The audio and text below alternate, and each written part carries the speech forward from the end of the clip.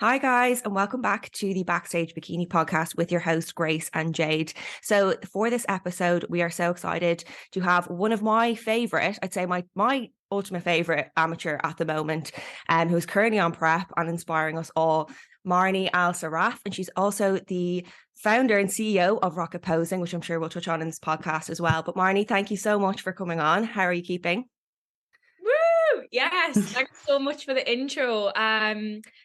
Yeah, I'm absolutely buzzing. I'm a little bit nervous, but I'm really, really looking forward to chatting with you both because I am also a listener of the podcast.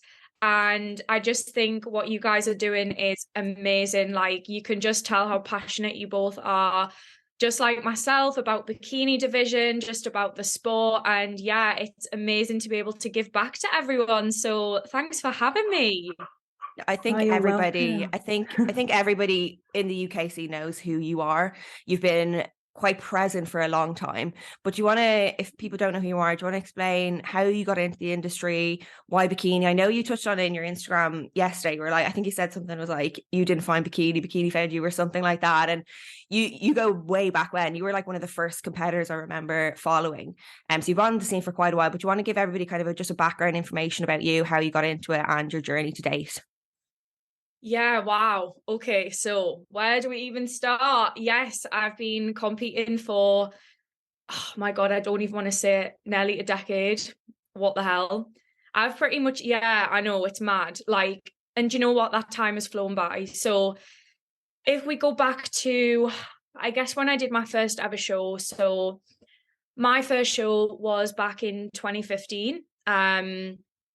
And back then, things were very, very different, I guess, in the industry than they are now in terms of like the UK bodybuilding scene. I don't know if anyone who's listening to this will be like an OG competitor from back in the day when, Two Bros didn't exist, NPC Worldwide didn't exist. And obviously there's a lot more opportunities out there for us UK athletes now and also across Europe.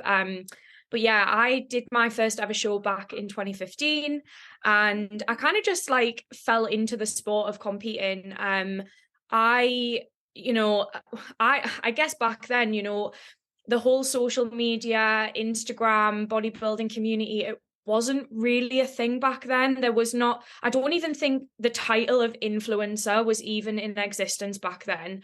Gymshark was in its infancy. Like, this feels like ages ago. And yeah, I actually stumbled across Ashley Kay. And I don't even think the explore page existed back then. I don't even really know how I found out about competing, but lo and behold, I stumbled upon it. And she was, Miss Bikini Olympia at the time. It was a very, very different look back then. And I was going through quite a difficult time in my life. And I think I was about 17 at the time, 18, that sort of age.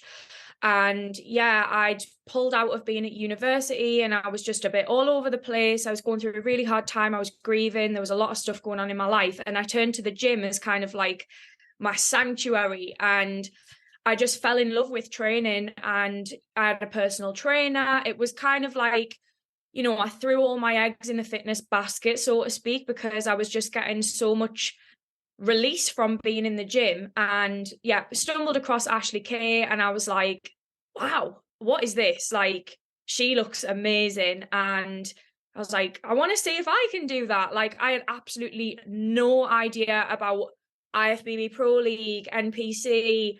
I didn't have a clue what the Olympia was. It was like I'd just seen someone who looked amazing and I really wanted to see if I could do it as a challenge for myself. And I think I started training, or I had a personal trainer probably from, I want to say, October 2014. And by May 2015, I was on stage. Crazy. So it was like, it was very, very quick. Like, yeah, I didn't have enough muscle. It's so funny because you look back and I thought I looked mint at the time. I was like, yeah, you've got dealt. I really didn't. I was just skinny. But yeah, I did my first ever show. It was the UK BFF Northwest Championships in Warrington. And yeah, I did junior bikini. There was no first timers category back then. It didn't even exist. you did juniors, you did open, you were in with the big girls, and that was it. And I did junior bikini, and I think I came third out of about 10 girls. And I was like, oh my God, I remember like being on stage, I was shaking like a leaf. There was like, you know, posing, coaching. It wasn't really a thing back then. I was just nervous, excited, didn't have a clue what to expect. I'd never been to watch a show before, so that's another thing. And yeah, I came third, and I just had the most amazing time. And like I say, you know, I just fell into the sport. And then fast forward to now, yeah, I mean, I don't even know. I've lost count of how many shows I've done. I've had great seasons. I've had not so great seasons. I've worked with a few different coaches and matured a lot as an athlete. Obviously, now I'm a posing coach. And yeah, that's kind of like a very brief summary of the last 8 years. It's mental. I think you are like the epitome of the playing the long game quote, you know, like I think in this day and age, people want their pro card straight away. They want to come first an NPC show straight away. And you've kind of been through it all. And you've kind of like molded yourself now into the criteria for NPC, because I think the UK BFF, it was so different back then. And when we talk about like how bikini has changed, but how have you found, like, I suppose, molding yourself into what they're looking for now? Because obviously you looked up to Ashley Kay back then. So, you know, you always knew that, I suppose that was the goal, really, was it, to turn pro? So how did you kind of like shape yourself into that criteria? Yeah, it's so funny because, like you say, I was so like unaware of what the pro league was, and just even the actual like hierarchy within the sport back then. It was different than it is now, I guess, because obviously the brand of IFBB and NPC has evolved, and I feel like I've been there as it's evolved through the years, and the bikini division. So like obviously back then, the look that Ashley won the Olympia with, people talk about this all the time because I love bikini podcasts. I'm always listening to stuff about, you know, the evolution of the sport, and the look that was Miss Bikini Olympia back then probably wouldn't even win a pro card right now. So just for anybody that isn't really aware of like how much things really have changed. But in terms of myself, I guess you questioned, what was it? Sorry, how have I found myself to the criteria? Yeah, like every year it gets harder. And I definitely feel like for me in the last, I'd say probably since post-COVID and my 2021 season, which was the last time I was on stage about a year and a half ago, I feel like 2020 onwards was really when I started to truly start to fulfill my potential as an athlete. And the years prior to that was just filled with mistakes and like learning my body and like maturing as an athlete. Like I said before, there's just so much that goes into this. It's not, you know, in answer to your question, it's not just the training, it's what mindset do you have and what dedication do you have, not when you are in prep, but for the entire remainder of that whole year, 2 years before you even start the contest prep. So yeah, it's a journey, but I think every year that I go through this process, I just fall more and more in love with it. Like, it's something that I have come to realize, especially this year as well, especially now that, you know, obviously I do this full time as a posing coach. It's like the deeper that you get into this rabbit hole, the more that you realize that there's no going back, because it's like, otherwise this was all for nothing. The last 8 years of my adult life is for nothing. Well, it's not for nothing, but you know, you just fall in love with it and you just keep going and going, and you're like, well, I can't give up now because I've come so far, and I haven't just come this far just to come this far sort of mentality. So yeah. Absolutely. It makes complete sense, Marnie, honestly. And I think we've touched on it already with the podcast in terms of the muscularity. So if we're talking about just the physique, the muscularity development, like you said, Ashley's winning physique wouldn't even stand a chance against half of the amateurs these days. But I think from our perspective, watching you and your journey as well, I think there was a turning point, especially for your 2021 season, where it really dropped, and you could see it. It really dropped into place all of the other things that you had considered, even boiling down to your hair color and things like that. So from that standpoint as well, like, no, but it all matters. And it's so true.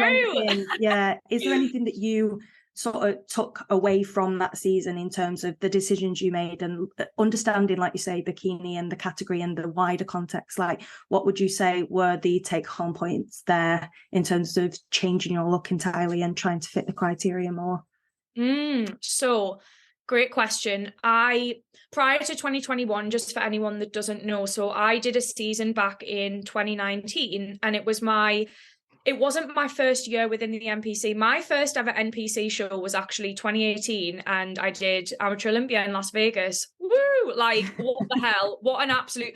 Do you know what? This is what I mean. That just goes to show, like, for me, yeah, we want to turn pro, whatever, but like, I love travel. Like, it's such an important... I've traveled all over the world. Like, there's so many places I haven't been yet, but it's something that's very important to me. It always has been. And so I was very much like a lone wolf back then. Like, I wasn't in a relationship. I kind of just did my own thing. I went and did all these shows. I did Amateur Olympia Vegas, and, you know, I probably came dead last. If anyone goes on NPC News online, you will see those photos and you'll be like, holy cow, like, I am not the same athlete as I was back then. Like, I probably wasn't even in shape, but do you know what? Like, I wanted to put myself out there, and I wanted to learn from my mistakes and compete abroad and have that experience. And I think all of that, like you said, Jade, has kind of, it's all added up over the years to like where I am now. And I don't regret a single thing. Like, arguably, yeah, being on stage not in shape, it's not acceptable, but I know that now because I'm a mature athlete, and back then you don't realize you're young, and you learn from your mistakes. And yeah, I think in 2019, which was the following year, I did a prep, and it was like my first time competing with two bros in the UK, and it was actually a really, really good season for me. Like, I really enjoyed it, and that was the last time I competed as a blonde. So just going back to what you said about hair color, brunette is my natural hair color. I know some people might be listening on Spotify, they can't see what I look like, I don't know, but yeah, I have naturally dark hair. I'm half Arab, so very dark features, dark hair, dark eyes.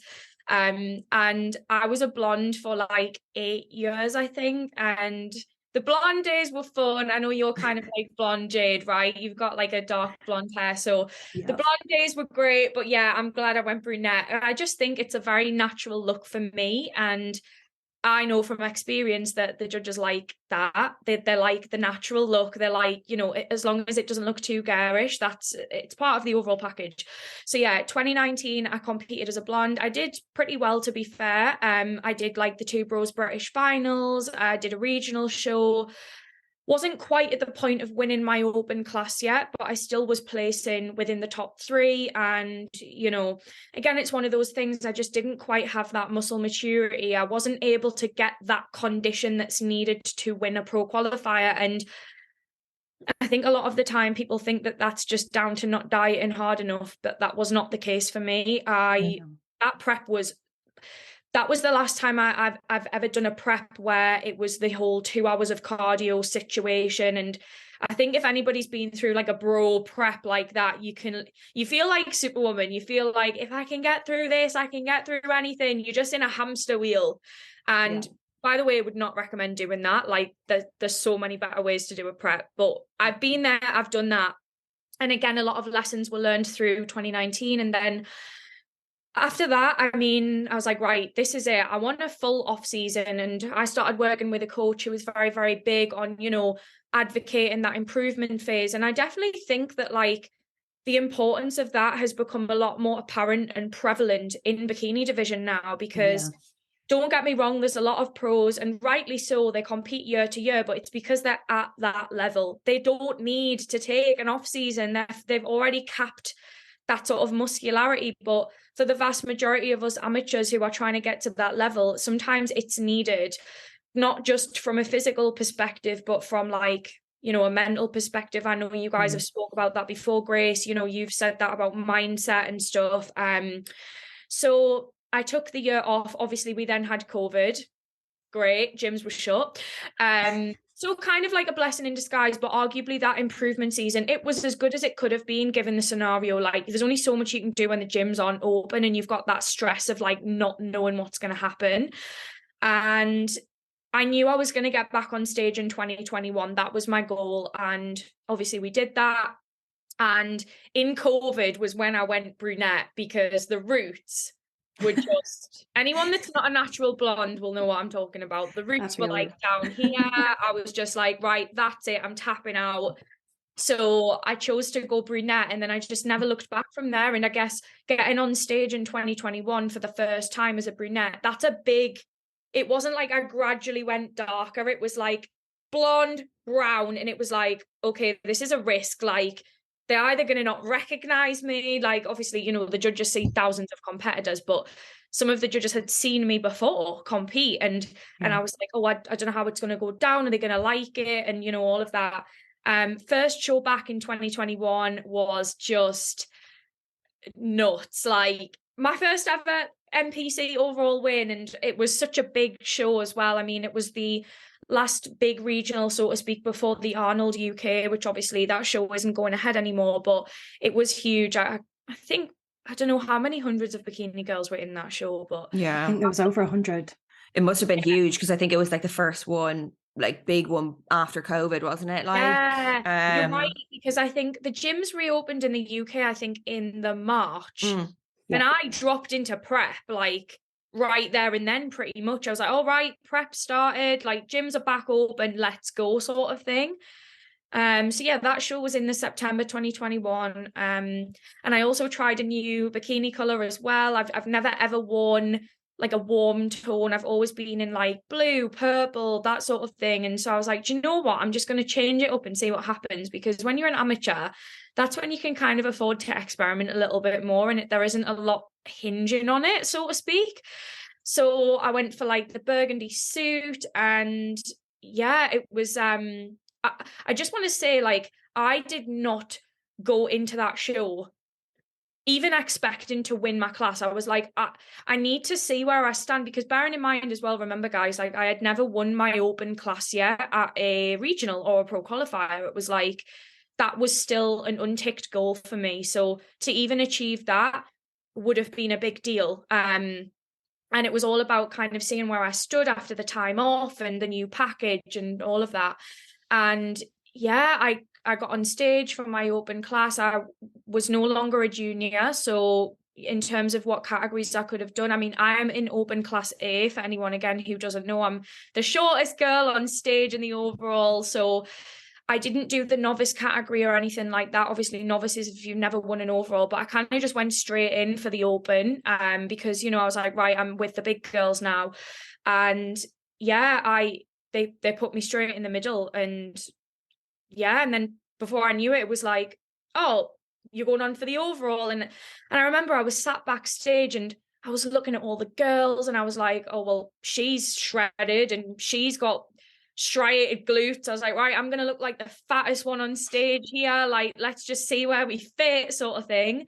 And yeah, same thing happened again. Went on for the overall. They put me straight in the middle and that was it. Like, they didn't really move anyone else around. And I was just like, insane. I was in so much disbelief that I was like, is this real? Like, it was just bizarre, like, honestly. And it really just, it didn't sink in until I was like back in my room. They were pulling down the backstage curtain when I came off with my sword. By the way, we got off stage, it was like 10:30 at night or something. Everyone had gone home at this point. So yeah, and you know what? I think it was such a big moment. And it's funny because, like, again, going back to what I said about maturing as an athlete and stuff, I look back at those photos from that show now and I'm like, you shouldn't have won the overall. Like, I still just don't believe it, because I'm like, nah, you weren't good enough. But that's bodybuilding. You always look back and you're just like, nah, I can do better than that. And yeah. But you did stand out at that show, I remember. And then I think it's so much more than just your physique. I think you brought the confidence to the stage, and I think you've like set the standard, I feel, for amateurs and they're posing now. So I remember when you walked out, it was like posing that you'd never seen before, and it was like pro level posing. You'd never really seen that, you know. So I think that element of it and the hair and everything, you definitely stood out, I remember. But you talked a lot about your, like, the experience and your learning curves. And what would you say has been your biggest challenge, either in off season or prep, and what's been like your biggest learning, I suppose, opportunity after that? That's such a tough question. because I guess there's always going to be challenges, like when you're in prep as well, like, or even off season, like life does not stop for bodybuilding. I say that a lot. It's so true. Like if we all gave up and we all folded when, you know, things went wrong, none of us would ever make it to stage, because like life happens. Like even in this prep now, which is 1000% been my best prep to date. Like I don't even feel like I'm really in prep and I'm 5 weeks out. Like it's crazy. But even in this prep, like there's been so many things that have come up that it's rocked the boat a little bit, but you just have to, you just get through it, you know, and I think that's what makes the journey so rewarding. But in terms of my biggest challenges, I don't know, I think last off season was really, really mentally difficult for me, for many reasons. It was definitely a time where I think my confidence was at an all-time low. And it's something that I honestly didn't think that I would come back from, truth be told. You know, obviously I've talked a bit about where I started and how long I've been doing this for, and I've not been competitive for the whole 8 years that I've been in the sport. I wouldn't say that necessarily, but like for the first time last year in, you know, 7-8 years of being in the sport was the first time that I was like, I don't know if I'll ever compete again, because my confidence was so low. I know we've spoken about this before, Grace, and you've been very supportive of my journey, like as a friend and stuff like that as well. But yeah, I felt very, very lost last year. I think a lot of it came down to finding my place as well, sort of like with my career, because, you know, I tried a bit of online coaching, and I've been a posing coach for a while now, but I just kind of felt like I wasn't really getting anywhere with that. And, you know, again, I think as well how my 2021 season ended, that was also difficult. I know I've spoke about the win and how amazing it was, but after that, you know, I went into the Arnold, and for the first time I was like, I think we've actually got a good shot of winning the class here, you know, off the back of an overall win. And the girl who I beat at the regional beat me at the Arnold, and that is just bikini to a T. So that lesson will stay with me now, because especially at the pro level, you know, it's kind of like toss of a coin, you know, if someone comes in off, they all look amazing. So like that lesson was something that I knew I had to learn, and I'm glad I learned it when I did as an amateur, because that's what's to come as a pro. If you turn pro, be prepared to not win every show that you do. But after that, I kind of wanted to continue and do another pro qualifier. So I continued my prep. I was going to do the Amateur Olympia in Denmark, and it was just too much of a big gap. It was 7 weeks, and that's a long time when you've been dieting for 24 weeks. So we pulled the plug on my prep, but that post show was very, very difficult. I found it difficult to deal with coming out of the constantly seeing your body get leaner and, you know, going back into the off season, even though I had done it before. I don't know, there was just something different about that. And yeah, a lot of friction.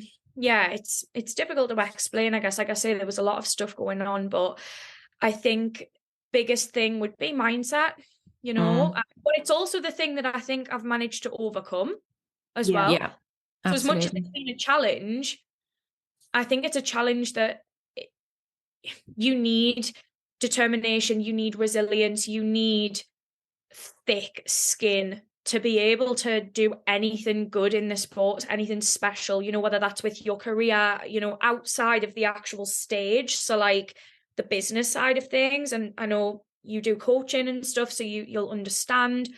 And now the podcast as well, you know, you need thick skin in business, you need thick skin as a competitor. So I think that's been a lesson that was needed. But yeah, in terms of like my off season just gone, I think I was pushed so far into an extreme that just was not needed. And again, I'm glad I went through it, because I know that will never happen again. And as much as it was hard at the time, I've spoken to Jake, my coach, about this as well quite a few times now. But he said to me, like, as much as it went too far, I really, really think that off season that you've just done is what has made that muscle stick. That's solidified that new tissue that you've built now, and you will not have to do that again. No. Absolutely. Yeah. I suppose you touched on it there, the mindset side of things, and I know I can relate to it. But have you found that, like, over the years, especially off the back of your 2021 season, that there was a little bit of pressure. And I suppose even with social media, you'd got the overall win, there was the Arnold, and even going into this season, do you feel, because I know you said there was like confidence and a bit of self-doubt, do you feel like the pressure gets to you a little bit and people saying, you know, pro card all the time, or do you just kind of block it out? And I know you said like your mindset improves as an athlete, but there's always that going to be pressure there, you know, with that pro card win. And even when you turn pro, it's your debut, and then if you get to the Olympia stage, you know, so it's always going to be there. But how have you found it this year? Yeah, do you know what? I feel like it's faded away. And it's so weird because, yeah, like I think 2021 felt almost like a bit of a breakout year. It was like a new look, like we said. And, you know, I kind of figured out where I finally stood.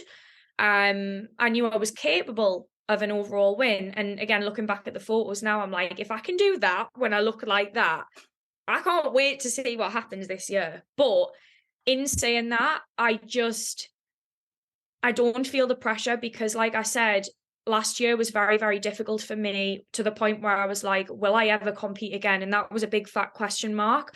So when I started working with Jake in August last year, which it literally feels like yesterday, like I can't believe it's March next month. When we started working together, just a bit of a backstory on Jake. Jake's been very supportive and has always took an interest in my journey. And I definitely feel like, again, for anyone that doesn't know who he is, Jake Watts, he's the founder of Amplified Nutrition, and he's definitely one of the up and coming bikini coaches in the UK now. He's won a lot of overalls, just like we have on Rocket Posing. You know, he's doing really, really good things with his girls as well.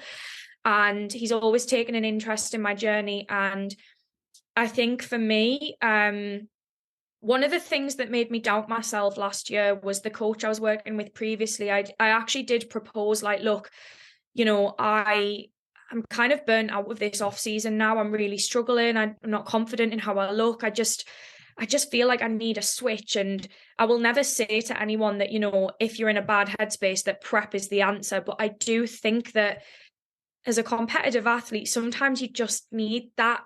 Do you know what I mean? Like a refresh, yeah. Set your body straight again. Yeah. It's not that I'm any less dedicated to my off season, but I kind of felt like it had just ran its course naturally.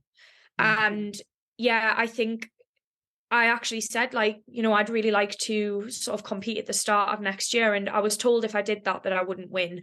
And that really kind of, it was one of those things where I was like, I see where you're coming. Yeah, okay, like, let's just keep going as we are. Let's compete at the end of the year. And Jake and I had a chat about that just as friends anyway. I was like, you know, what do you think? Like, do you really think that I need more time off? Because I do appreciate your opinion in this. Like, Marnie, like, no, like, you can do this. And he believes in me so much. And I was like, do you know what? Like, this kind of feels like the next part of my journey that's unfolding for me. And that's kind of, it was very organic. I was like, do you know what? Like, do you want to take over? Like, do you want to work together? Because I think this will be great for me, for my headspace. And us starting to work together and start our dieting phase and our prep and all of that, it was never for me about road to pro, let's go, like, this is the year. Like, no, it was never about that starting this process. I actually didn't post anything about this on social media for ages. Nobody actually knew I was in prep, because it wasn't about that. It was for me, it was to get myself back to that confident, like, you know, I know what I'm capable of sort of mindset. And you need that, you know, you absolutely need that. And I don't think you need to latch on to a prep to get that confidence. But like you said, sometimes your off season is just like you feel burnt out, and you needed that confidence back to know, okay, no, actually I can compete this year, and you actually absolutely will do well. You've put the work in. And you know, those kind of comments, it was probably planting more self-doubt than you needed, and what you needed was more confidence. So. You know, so don't get me wrong, the people that have, you know, come and gone, people are always going to come and go in your life, and you always learn, you know, lessons from that. And people support your journey as and when, and, you know, that is what it is. And sometimes it's a shame when, like, relationships come to an end and stuff, but I definitely feel like the universe always has your back, you know, through the good things, through the bad things. You'll always learn stuff from that. And whatever happens is meant to happen. I'm quite a spiritual person like that. And you know, even through all the losses that I've had, I'm like, yeah, it was meant to happen. Even at the time, if it upsets you and it rocks the boat and stuff like that, just always know that the universe has a bigger plan. And I think when it comes to an off season as well, I just want to say, like, I am actually a big advocate of being in an improvement season. Before anyone thinks, oh, Marnie gave up on hers, like, I'm just going to give up on mine after 6 months. Like, no, that's not what I'm saying at all. Like, no, again, there'll be a lot of amateurs that are listening. Like, if you are in that improvement season right now, keep going for as long as you can, unless it really starts to impact your mental health in a negative way. Because I think you've got to love what you're doing at the end of the day. A happy mind is a happy body. We always say that, like, your body will follow that mindset. But improvement season, it's just blind faith. Like, I'm so glad that I took that year off. I actually got a question on Instagram from someone who was like, why did you take a year off after the Arnold? And I'm kind of like, I'm about to show you why I took a year off. Like, when I get on stage, just you wait. Yeah, absolutely. Well, with the Arnold's, Marnie, what was your feedback as well? Like, interesting to bring it up. And obviously, from the outside looking in, we all just presumed that you were just taking time away for yourself, which is to grow and to build on things. So it's quite, obviously, it's quite sad to hear that you were going through all of that, but equally, I can very much relate to it at the minute. But from an Arnold standpoint, did that impact your confidence? Was the feedback great? Did that direct you, or where were you at that point, which directed you into the off season? Yeah, it sounds very turbulent when I say this, because honestly, after winning the overall at the Grafters and Grand Prix, I was like, wow, like, I'm getting closer. And that was the first time I'd felt like that. Going into the Grafters, and by the way, I nearly pulled out of the show because, again, like, certain comments around me was like, you've not had a great prep, you've not had a great off season, like, and I was like, oh, I'm not doing the show. And I also was going through a loss in the family 4 weeks prior to that show as well. So I wasn't actually that excited for the show. So when I went there, it was kind of like the universe shaking you, being like, you are good enough. Like, and this is your place. Yeah. Yeah, exactly. And then going into the Arnold, I think my self-belief was actually really quite high going into that show. And you know, I got second, and my heart sank. It really did. I was like, damn, that stings. Like, you know, I thought it was close. But even still now, looking back, I'm like, you got second in a pro qualifier. That's the highest I ever placed in a pro qualifier. So let's not forget that. Do you know what I mean? That's progress. But as soon as I came off stage at the Arnold's, I actually went and spoke to the judges. So Steve Weinberger was the head judge at that show. I'd never met him before. Obviously, I know of him, of course I do, because I follow the sport religiously. So it was Steve, and it was Jack Sullivan, who's judged me a couple of times now with 2 bros. And then also Paul Crook was on the panel. He was the head judge at the Graftism. So, you know, these judges, some of them had seen me before, some of them hadn't. And I just went over and I introduced myself. I was like, thank you so much for the show. It was amazing. I can't believe it's over. And they were just like, it was a hair. It was just a hair. And he was like, you know, just a little bit sharper, and, you know, apples and oranges, because the girl who beat me, she was blonde, I'm brunette, and we were both in the middle, and, you know, and she looked absolutely amazing, and she did have like a slightly more conditioned look than me as well. So yeah, she obviously took the win and whatever, and they said to me, like, you're so close, like, and actually Jack Sullivan was the one that said to me, like, why don't you do another show? He was like, you know, I'm going to be judging in Denmark in a few weeks. You should consider it. And that was it. I was like, we're doing it. No one else could tell me any different. And, you know, when you get that idea in your head, it's like, right, we're doing it. And then I looked at the calendar and I was like, oh, it's 7 weeks away. Like, I thought it was going to be in like 3 weeks or something. And I was like, right, we're doing it. And we continued the prep, and it was just, my body was just getting withered, and I just lost my pop, and the things that made my physique just were no longer there. There was no bubble anymore. I just looked stringy and tired, and, you know, all of that. So I decided to pull out, and I don't regret doing that at all, because again, although I think I could have potentially been competitive, would it have been my best look? No, absolutely not. So, you know, again, it happened for a reason.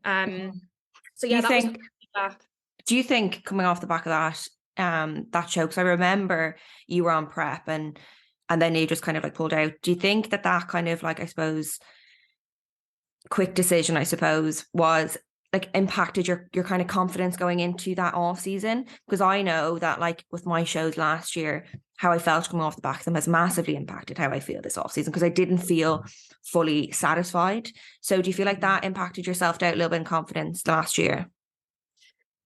That's a really good question. So when I decided to withdraw, I just want to say as well, it wasn't a decision I made lightly, because I was hanging on for dear life to make it through that 7 weeks. And I just was replaying that conversation over and over, thinking these judges have seen you now. They're going to expect you to turn up in Denmark, you know? And yeah, every day felt like a year. Like, I remember sitting there and my body was just like, yeah, anyone who's pushed themselves knows exactly what I'm talking about. And you know what, as well, I think it was difficult because the person I was working with at the time, who was kind of doing the prep and whatever, like, I was on back-to-back rest days for 3 weeks. I mean, who goes into a show on 3 weeks worth of rest days? Like, it's just not a thing, really. And my body was just not happy. And yeah, I was really, really trying to hang on there. And I don't think it impacted my confidence in a negative way. I think I came out of it and I was like, because I looked so withered, I was like, you need to grow some glute. I had no tie in. It was literally just like, you know, that thing where it's like hot dogs or legs. I was looking at my back shot. I was like, yeah, these are just like, I just look like a stick man. Like, yeah. Don't get me wrong, my delts were there and whatever, but like looking back at the photos now, I'm just like, oh my God. And there was the lightest I had ever been in my life. I had a low weigh-in of 47 kg, which I'm 5 foot. So that's light. And that is in pounds. I don't really deal in pounds. I think, is it 100, less than 100 pounds, 100 Less pounds? than 100, I think, yeah. Yeah, but that's gonna impact your confidence going in, because yeah, you might be lighter, but the look doesn't necessarily mean it's improving as well. Yes, that's exactly it. Because where I'm at right now, that's a thing when you're in bodybuilding for the long haul, and you know, I know you'll say this to a lot of your clients, Grace, like when someone reaches a new weight or whatever, you almost like re-own that new weight, that new body weight, where it's like, it's a different look, but it's the same weight year on year on year, because you just keep recomping as you go through your journey.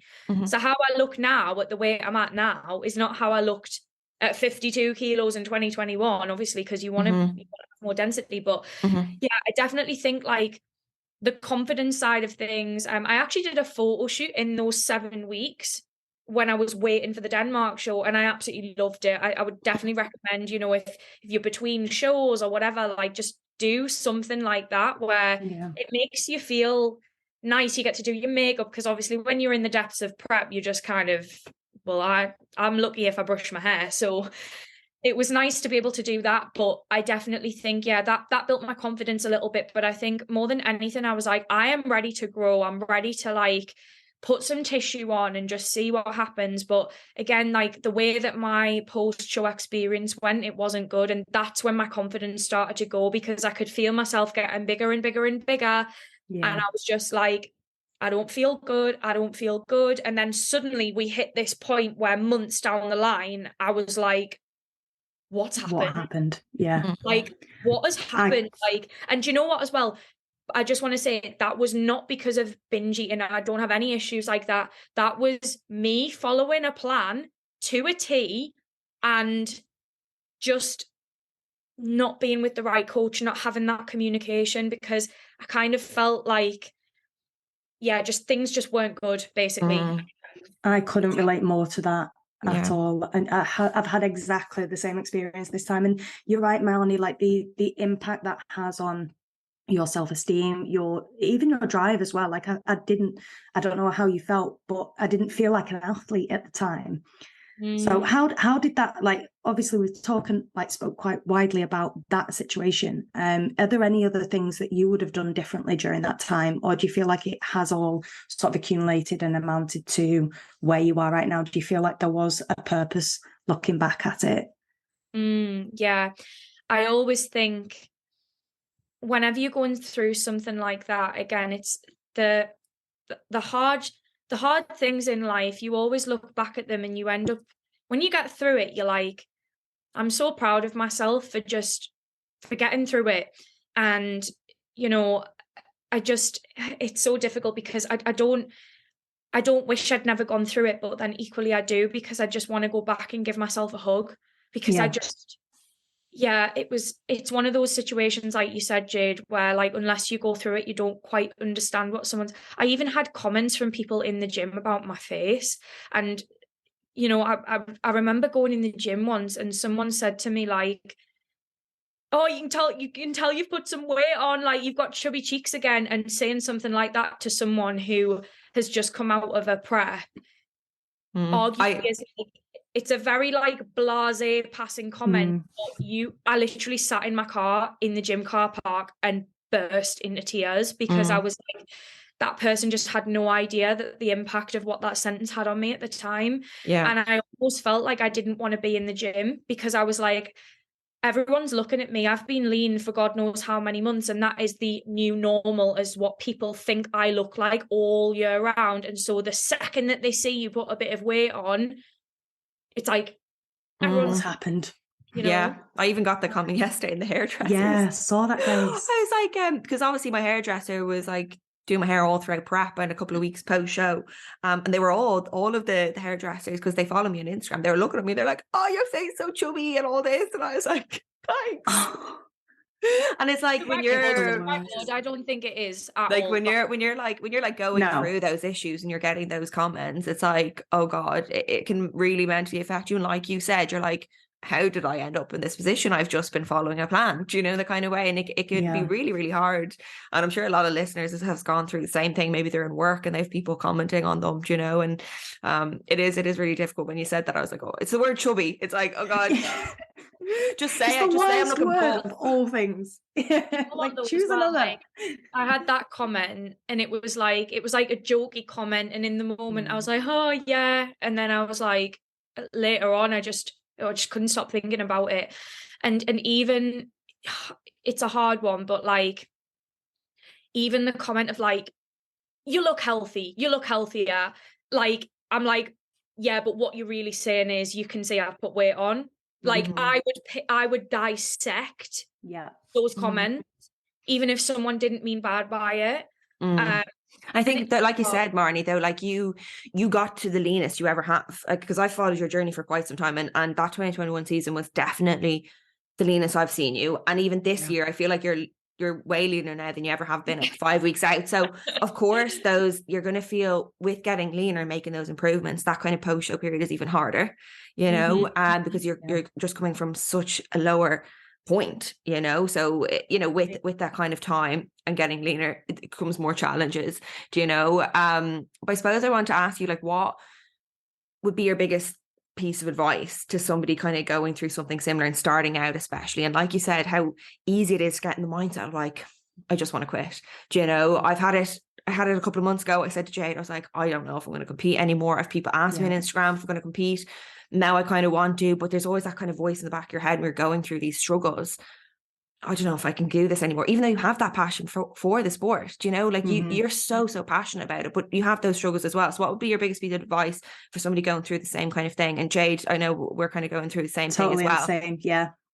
What was your biggest piece of advice? Firstly, both of you, keep freaking going. Like, just we all have those moments, and I'm telling you now, even the girls, I am absolutely not at the top. I'd love to be one day, and that's what I'm working for, right? But I'm telling you now, I'm sure you guys will be speaking to a lot of pros through this podcast.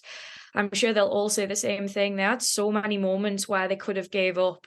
And we all, no matter what level you are at, I definitely think as an amateur, it's like what we said at the start. It's like the whole premise of doing that more sort of like extended off-season period where you are going to be putting on more weight than, say, a seasoned pro, we are going to have those struggles, I think, more often than somebody who is a pro athlete. So don't compare yourself. Don't compare yourself to someone who is at the very top in that sense, because it's not an equal comparison. And you also potentially have not seen their rise up to the pro league as well. Does that make sense? Yeah, 100%. I know there's a few pros who are like very open about their journey and their struggles. Like, for example, I'm someone who I actually met at the Arnold in Ohio last March when I went out to watch the show. Lauren Dannon Miller, I am such a big fan of hers. Yeah. And when I'm doing my cardio, sometimes I'll watch her old videos, but she has some amazing old YouTube videos on there showing her journey right from like winning her pro card. And she's taken a lot of time off. She's a big advocate of stuff like that and, you know, doing a structured improvement season. And I just think, just remember that it's part of the sport. Like, this is not a dieting competition.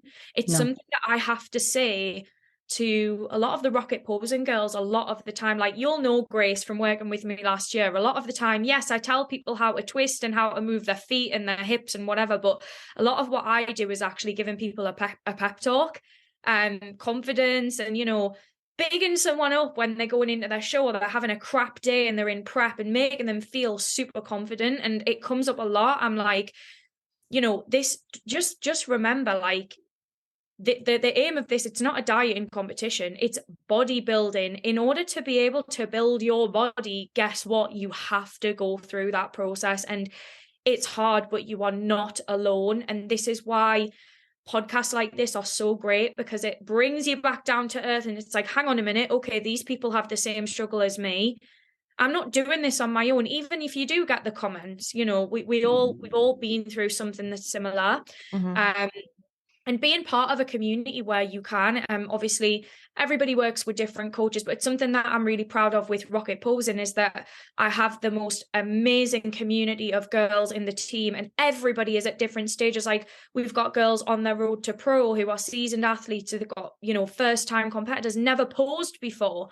And everyone's at different stages in their journey. And I think the more that you can listen to resources like this and be part of communities like this, the more that you learn and the more that you are prepared for what is to come, because nothing does quite prepare you for something until you actually go through it, like your first prep or your first off season.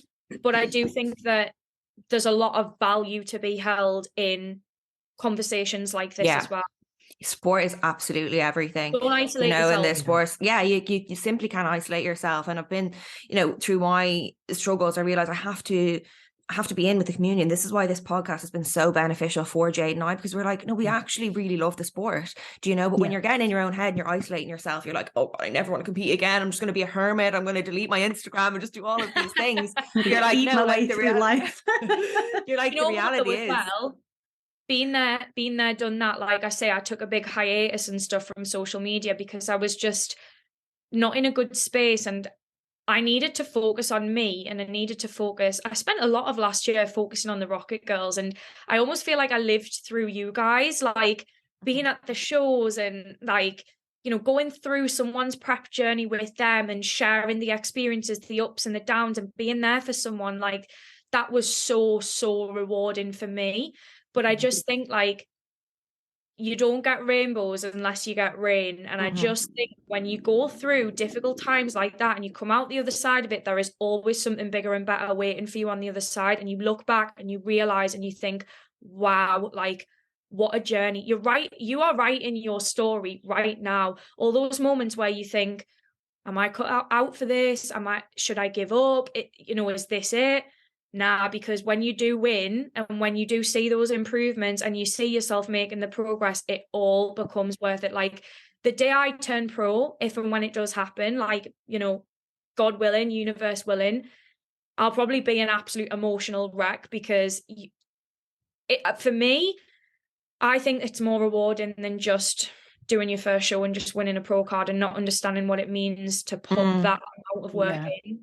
Yeah. It does touch different knowing what you've kind of been through as well. And you see it even with the pros. And I think Ashley Kay is a big example when she took that kind of time off, you know, and she really, really struggled with that period of time in her own ways. And she's kind of come back from that, you know, when the wins and the experience is all the more sweeter, you know. Absolutely.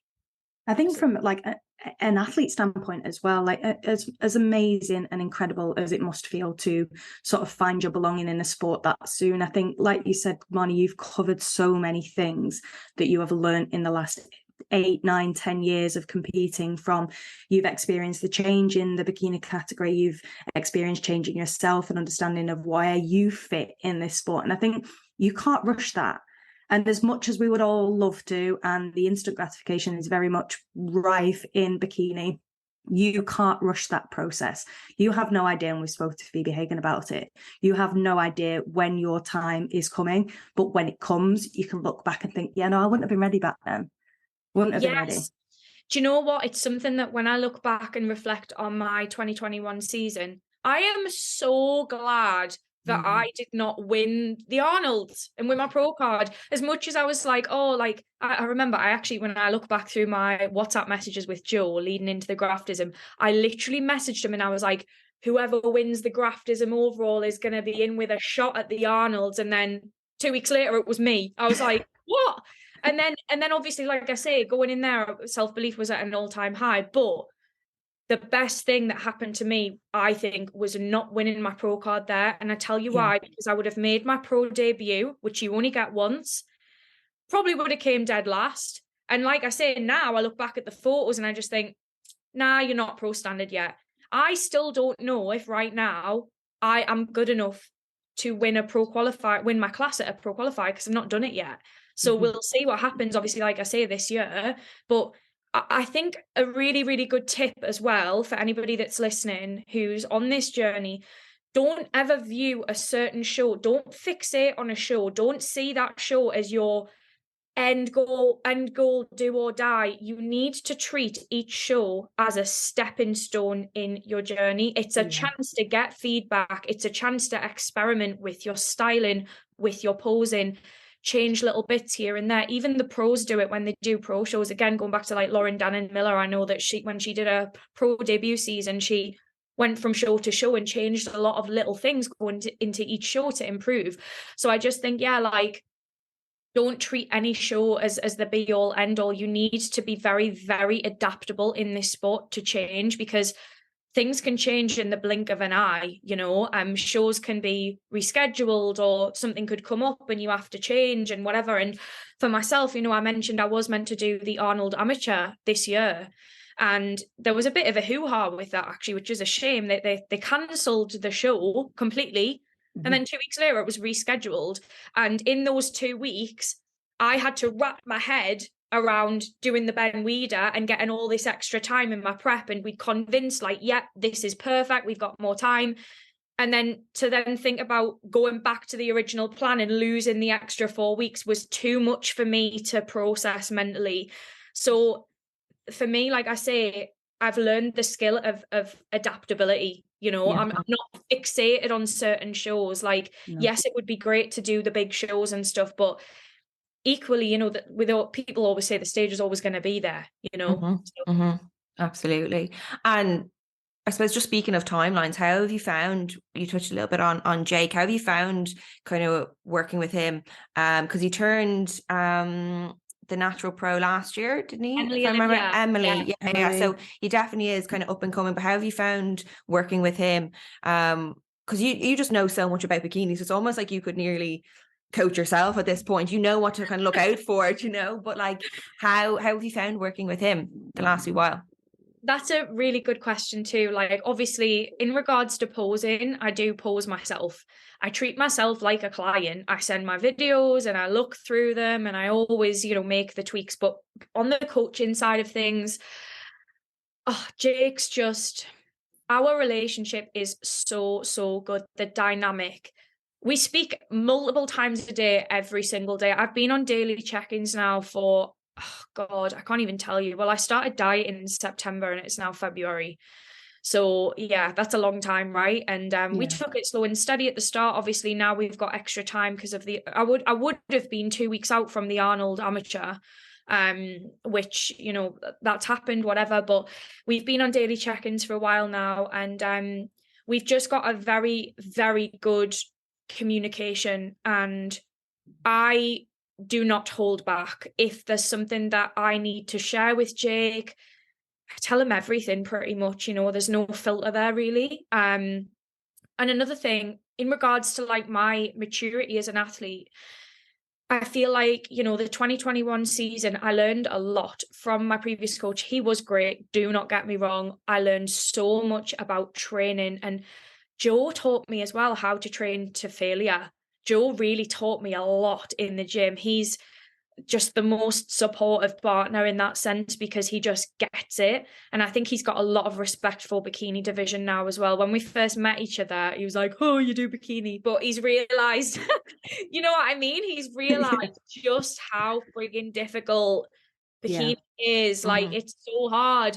But yeah, I think the team around me, obviously Jake, Joe, they are my two people that are watching over me in this prep, and they also have a very, very good relationship. They talk all the time and I have no idea what's said.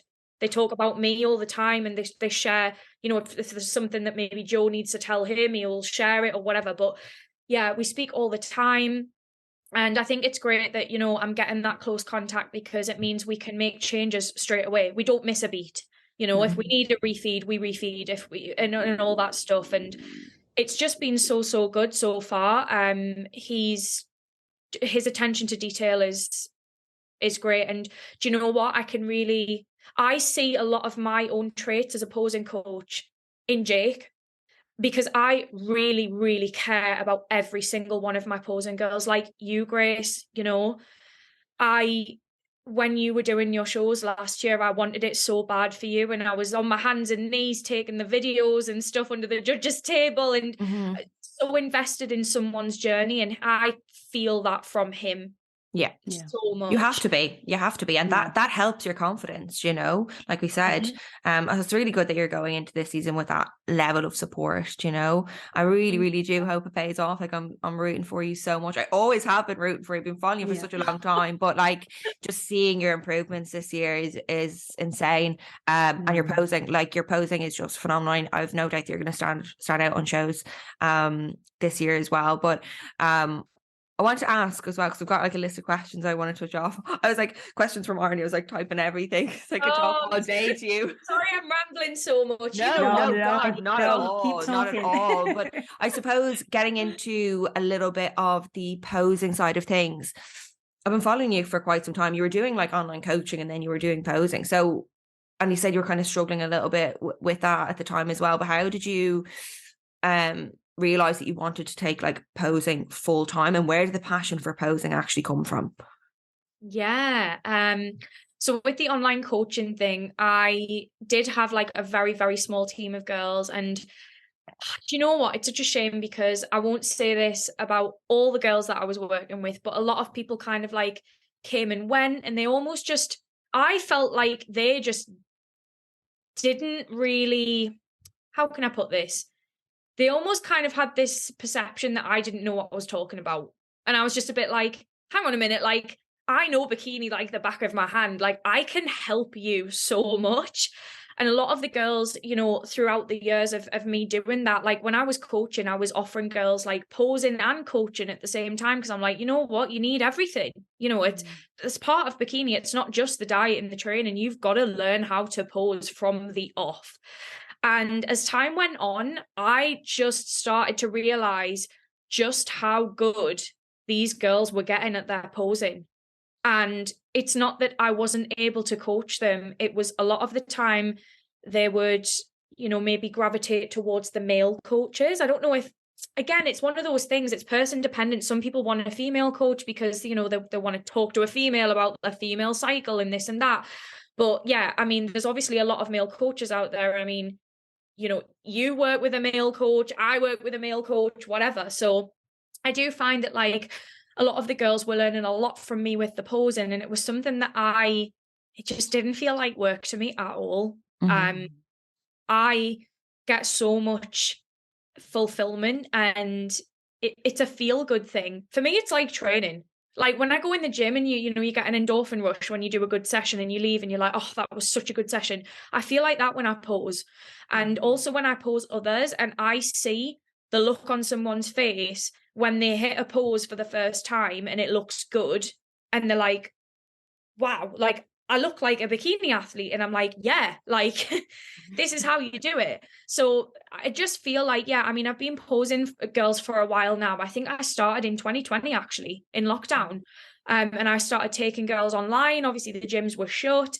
And then as time went on, it just started gaining more traction. And then last year, I was working with another posing coach, and things just didn't work out in the end, which is a massive shame. But again, I think a lot of that was I just had very, very low self-confidence, and I just felt like I wasn't getting anywhere. I felt really lost in my career, and I was like, this can't be it. Like, I just don't have that fulfillment. And I was like, do you know what? I'm just going to go in all guns blazing. I'm going to launch this brand and I'm just going to see what happens. And I launched Rocket Posing in the space of 2 weeks. And I know, Grace, you were there from day one. Yeah, like, I remember I was reaching out to you. I was like, Marnie, are you doing any posing on your own? And then I think like not that long after, you then texted me, like, sent me a voice note. Hey, Grace, yeah, I'm setting up this thing. So do you want to come on board? I was like, hell yeah.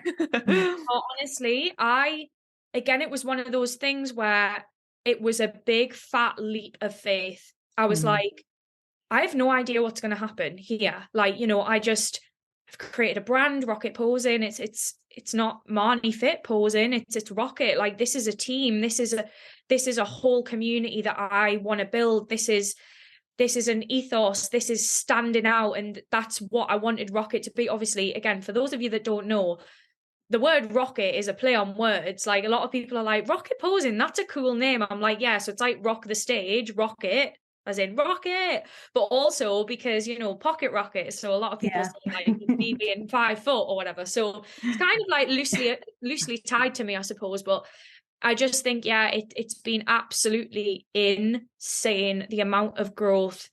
I mean, Rocket Posing's only been a thing for the last 9 months.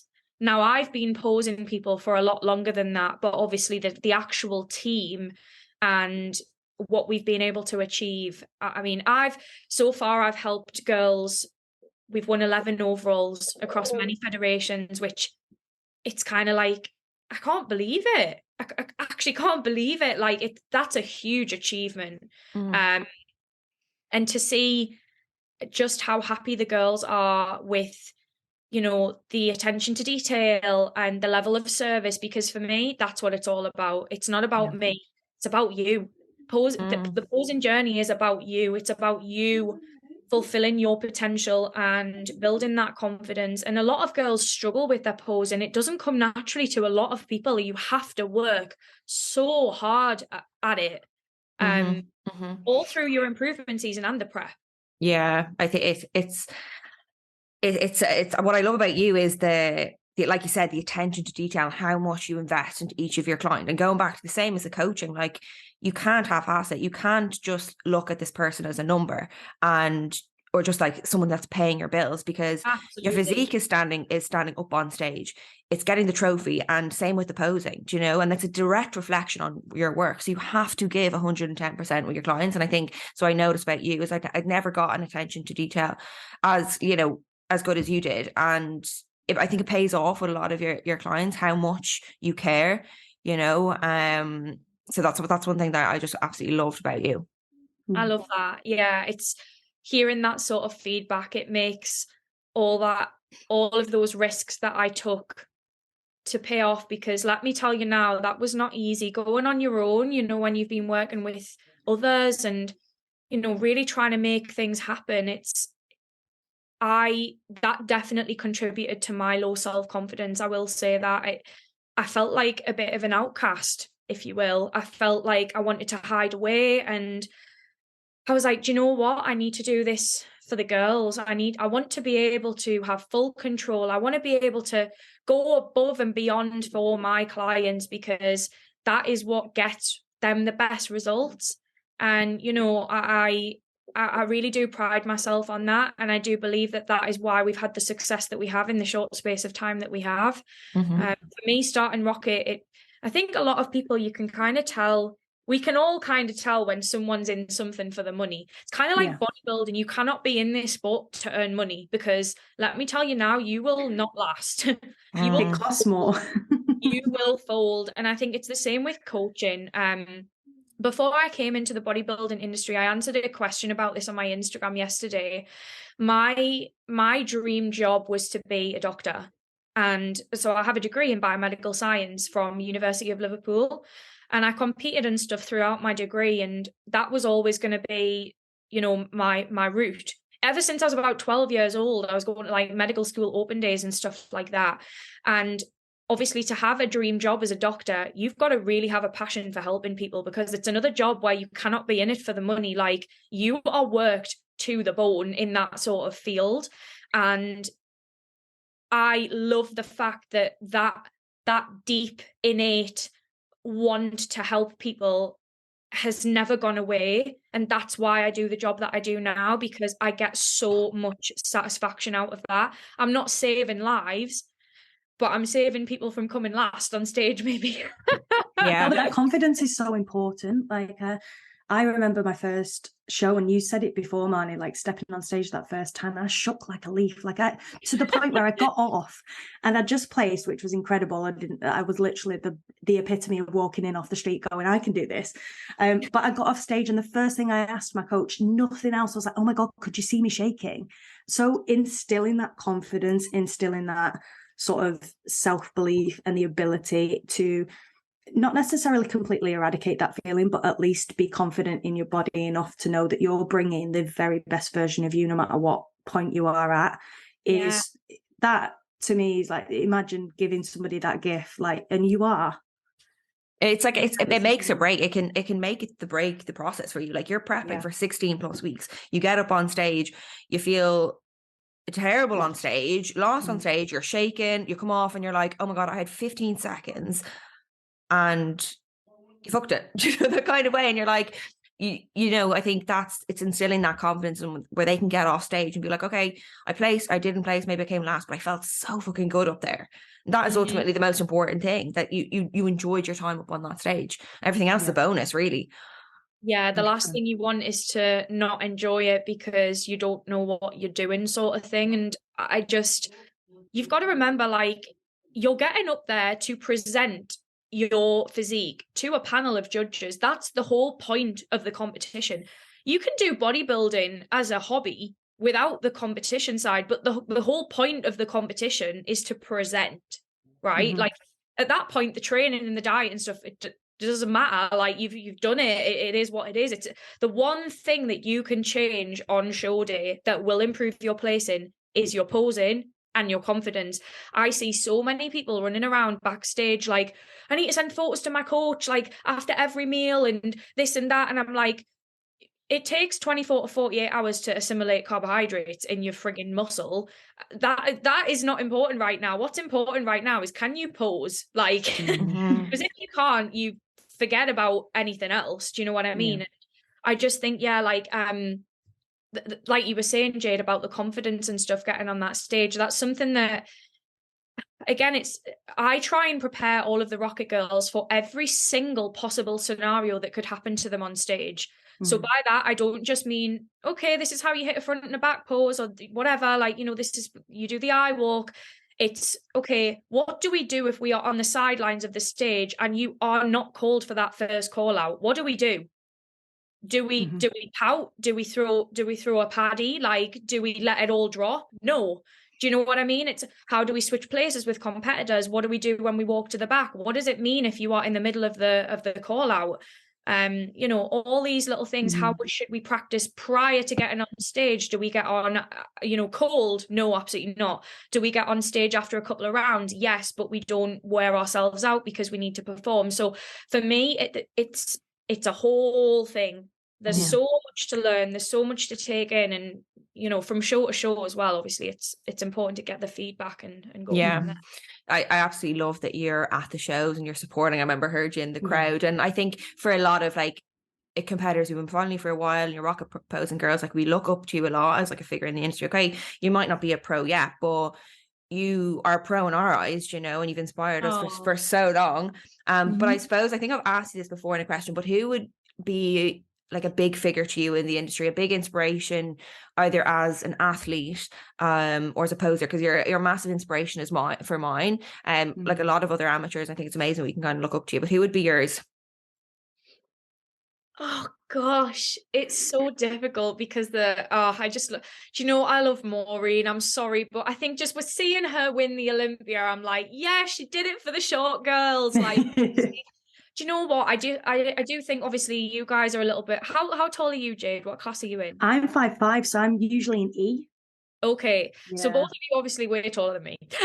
Yeah, I'm the second tallest. Yeah. So funny because a lot of the girls I pose are like in class G and H, and when I stand next to them, it's like. But being a short girl, I just think that's why I love Maureen so much, because for me, it makes the whole dream and goal of being a good pro one day so much more realistic. I'm like, okay, my height is actually not a limiting factor here, so it makes me feel like I have a place in the sport as well.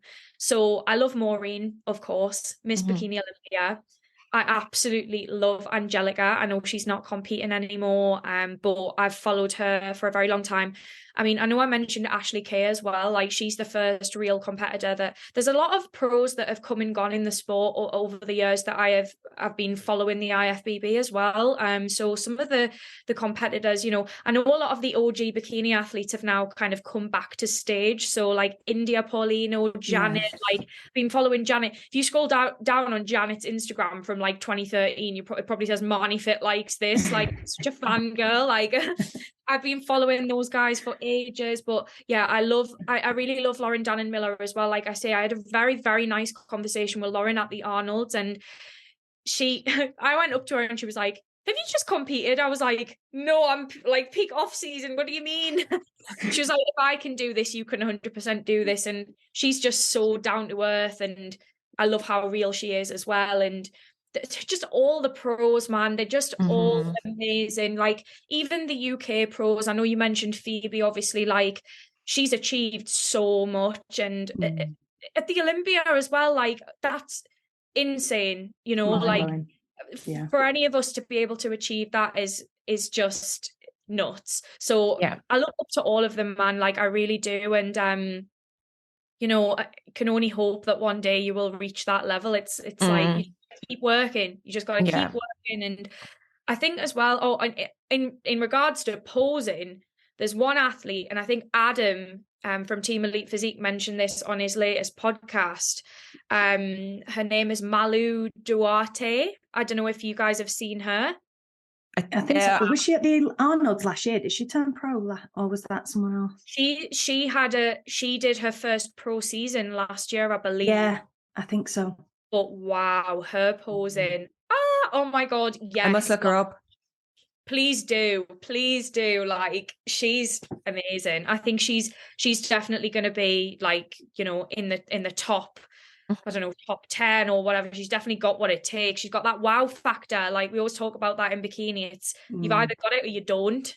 I truly believe that. And you know, when someone just walks out and just everybody's eyes just go to them straight away like that, it's just the best. Like absolutely. I think we felt like that with Deraja, didn't we? Very much so, watching the Olympia as well. Like her posing, the fluidity of it, you don't see a transition. And I know transitions are supposed to be fluid, but obviously learning how to do that without falling flat on your face is really difficult. But the fluidity, like there's no pose that that stands out. And I think that it's artwork, isn't it? That's it. Oh, absolutely. Like a big ethos that I've got with posing is like to treat your transitions like they are poses. Don't just go through the motions, because that is when you will look sloppy. That is when you will show weaknesses to the judges. If you don't keep it tight and you don't remember your ratios, you don't remember to angle at all points on that stage,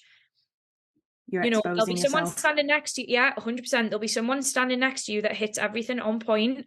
And I think the best way to, obviously I do a lot of like posing analysis and check-ins and sessions and stuff like that, and post-show assessments as well, because I think they're really important going from show to show. Mm-hmm. But I always look at, like I say, like, is somebody dropping their midsection, or is somebody losing their back shoulder? And because these things will count against you when you are at those pro qualifiers and you're competing for a pro card or an overall.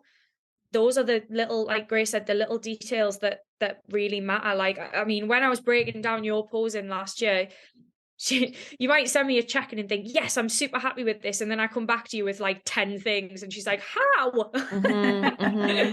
But you need that kind of in-depth approach. I think you do so much research when it comes to posing and keeping up to date with things and know what to look for. And I know you do that with yourself, as you look at other things and you try things, you change it, and you have to be willing to just take on board all of the feedback, because not everybody's going to pose the same, and you're not always going to pose the same season to season. Things might change. You might add in this, your physique changes. You have to adapt, so you're always learning. And even the pros have posing coaches, Mm-hmm.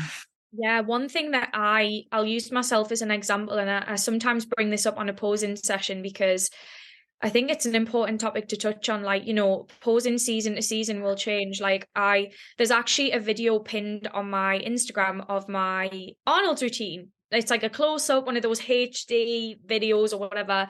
And I think you might have said it, Grace, actually, where like I do a twirl in at the end of the routine, and I'm pretty sure you're like, there's a transition that you do, and I want you to do it. And I'm like, is it the twirl? Because I actually removed that from my routine going into Denmark. Now, obviously I didn't do the show, but the reason for that is because I think if you do a show and you look back at your stage photos and you see photos there that you don't want to post on Instagram, you have to sit and think, well, if I don't like how this looks and I don't want to post it, why am I showing this to the judges? Because if it's on camera, they've seen it. Yeah. So for me, with that twirl, I used to actually step back onto a right-hand side booty pop to then twirl round onto my left foot, if that makes sense. You'll have to watch the video to see what I mean. But Joe was obsessed with the twirl. He was like, we need the twirl. I love the twirl. Like, it's got personality, it's class, whatever. And then that right-hand side, my right-hand side is my bad side. It just doesn't, not a vibe, not feeling it. And I was getting the stage photos back and I'm looking at it and I'm like, nah, not posting that. And then I was like, why am I showing this to the judges? So it just goes to show, like, don't look at how I pose. Don't look at how anyone else poses and try to copy it, because it doesn't suit your body. Yeah. It's the exact same with like training and diet approaches. Like, you can't do the same as everybody. I suppose to kind of wrap up the podcast, we want to just get an idea of where you're at for this season. I'm sure everybody wants to know, because first of all, I didn't even know you were on prep, and then all of a sudden you were like 12 weeks out. I was like, oh, doing like a secret prep. I think that's a good way to do it, by the way. But what is your plans for this year? You're doing the regional and then you're doing the pro qualifier, which I hope to get down to as well. And what is the plan for after that, if you can let the listeners who have got this far know? No, if you're listening right now, hats off to you, because I could just, if you didn't say wrap it up, I think we'd be here all day. I'm sorry. I just love chatting with you guys, and you can tell when someone's passionate, right? But in terms of my plans for this year, great question. So at the moment, I only have 2 planned shows. I like to take it show to show. I'm not thinking about, what's coming after that. I'm like, all of my eggs are in the Ben Weider basket. Woo, Ben Weider. So I actually went to watch that show last year and I had 2 girls in the center of the overall. So if that's anything to go by. Amazing. Let's see. But I'm doing the Ben Weider. Cannot wait. Obviously, doing the Kingdom Classic first. Obviously, in the UK, you have to do a regional before you do a pro qualifier. So if I had done the Arnold Amateur, because there's no regional prior to that, I could have just gone and done the show. If that makes sense. Okay. I didn't know that. I thought you had to do a US, you had to do a regional. No. So basically that's the exception to the rule for NPC worldwide. So they actually just had a pro qualifier. I believe it was Muscle Contest Japan this weekend. Yeah. So like you could actually go there as a UK athlete as well, because there are no regionals yet. So the rule is, unless there's a regional prior to the pro qualifier. Mm-hmm. Okay. Interesting. So, very interesting. Yeah. So plan is Kingdom Classic, get some feedback, see where we are. We'd like to be ready on the ball for the regional, and that is just because the Ben Weider is only 2 weeks later. So it's not like when I competed last year, it was like, oh, none of this, we're coming in at 80% malarkey. It's like, no, we're coming in for the regional, we get in the feedback, want to see how it looks, and then obviously, if needs be, we can adjust any small manipulations to the peak or the bikini color, or something like that. So I have said to Jake, pro stage, pro qualifier stage, whatever, I don't know, I would like to make the most of my season. So I would like to do more than 2 shows, because obviously in 2021 I only did 2, and I would like to do more. So there will obviously be a lot of strategy there in regards to what we end up doing. But right now, my focus is the Ben Weider, because, you can't, I need all of my energy to be into that and that only. And I think as well, the Ben Weider is attached, it's a pro-am. So the One Bro Pro show is a bikini pro show the same day. So whoever wins the pro card is making their pro debut that evening. So you kind of have to think, like, if you are the one to turn pro, it's like you're not just going there to win a pro card, you are going there to do your pro debut. So that's kind of how I think about it. Double nerves, no pressure. You know what, like I say, I feel very, very calm. I feel the best I ever have, like, because I'm so focused on all the Rocket girls. Obviously I'm getting all of them ready. A lot of them are starting their prep next month, April, for the end of the season. Some girls are actually competing in March. One of the other Rocket girls is actually competing at the same shows as me, which is amazing. We're not in the same class, but yeah, I'm going to be able to look at her at the show and all of that. So my attention's busy through the week. I'm just going through, and then I look at my watch and I'm like, oh, another day, it's time to go to bed. Like, and now 5 weeks and 6 days out now. So crazy. It's gonna come quick. It's amazing. I can't wait to see it, honestly. Really can't. Yeah. Well, I just want to say as well, like, obviously thanks to both of you for firstly inviting me on the podcast, but just for always being so supportive of my journey, because it's been a lot. Like you said, I'm in it for the long haul. It's been a long old journey. And I think the thing as well is, like, when you turn pro, it's like, that's when the real work starts. Like, this is nothing really. And for me, mentality wise, I'm not comparing myself to anyone else. I never do, because it just, nothing good ever comes from it. Let the judges do that. All I can do is my best. What I do is, as I compare myself to other pros, and I don't know if that's a good thing or a bad thing, because that's ultimately where I want to be. And when I say comparison, I say that term very, very lightly, because it's not a negative comparison as if to be like, I'll never look like that. It's, okay, how far away am I? Yeah. Where are the holes that I need to, the gaps that need to be filled here? Yeah.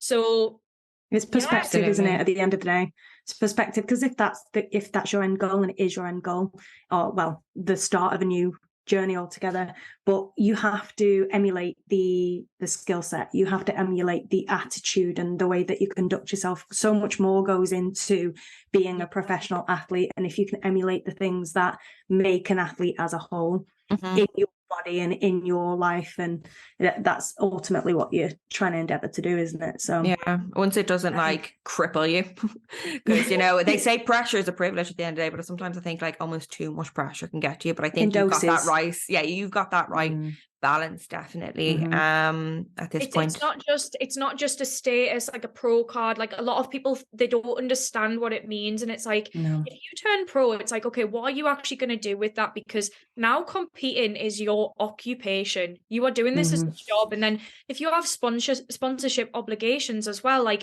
it's completely different. You're no longer really, you're doing it for fun because you enjoy it, but it's a different level. You become a mantle as well. Like, for people start to look up to you. So what are you representing? What are you putting out there? What information are you guiding the people with, whether it's intentional or not? Like, you have to set a standard. I think Absolutely. that's ultimately how I know deep down that I have matured. You know, I've said that a few times through the episode. I know that I am very, very close to that next step in my journey, because I think if you are still comparing yourself to other amateurs and you are worried about, you know, looking backstage, or she looks good, or, you know, your attention is everywhere else but on yourself, you are not ready to turn pro yet, because you're going to be standing next to people like Ashley Kay. What are you going to do then? Do you know what I mean? Cry.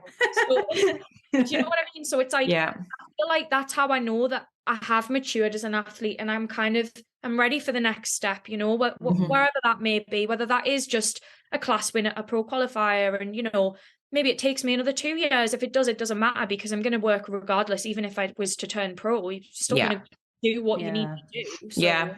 Well, I'm rooting for you so much, and it's a very similar case to Phoebe Goodwin. Like we had when we first started this podcast. When we first started this podcast, we were like, okay, who are 2 favorite amateurs? And it was you and Phoebe, and then Phoebe all ended up getting it, you know, the kind of way. And it's like these things, like you said, the stars do eventually align, but you just continue to act as a pro, you know, be an ambassador for the sport, and then it will come. Do you know? Yeah. And I've no doubt it will for you, but I'm absolutely rooting for you as well.